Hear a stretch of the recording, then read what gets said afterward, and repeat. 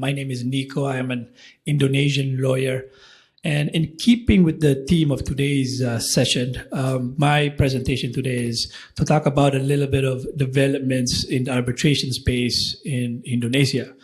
Now, just for folks that are not particularly familiar with Indonesia, Indonesia is a civil law jurisdiction. It recognizes arbitration as one of the preferred dispute resolution channels. Our Arbitration Act was issued in 1999. Prior to 2023, there had not been any major developments in the 1999 arbitration law.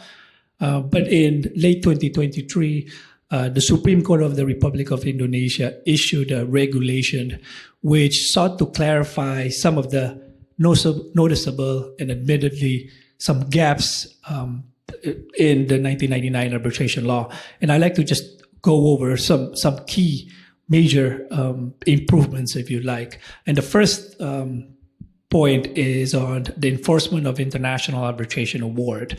Now, and I think this is similar with the rules in Saudi Arabia, that in order to enforce an international arbitration award in Indonesia, you have to get what is called a writ of enforcement, which is called an exequatur.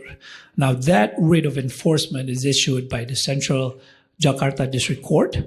Now, prior to 2023, no one really knows when the court will actually issue the order.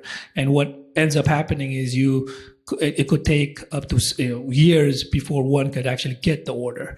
So 7 years, 9 years is a typical time frame for folks to get a writ of enforcement in Indonesia. The fastest I think that we got was around 4 months, but the average time length will be around 2 years, I think.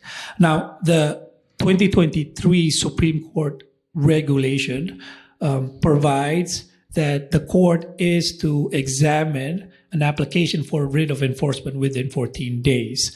So hopefully that expedites the process somewhat. But the problem with that is it doesn't actually say that while it says that the court is to examine within 14 days, it doesn't say when the court has to issue the order. So there is likely delays, and the process could similarly be lengthy in the future. But who knows? We are hopefully optimistic.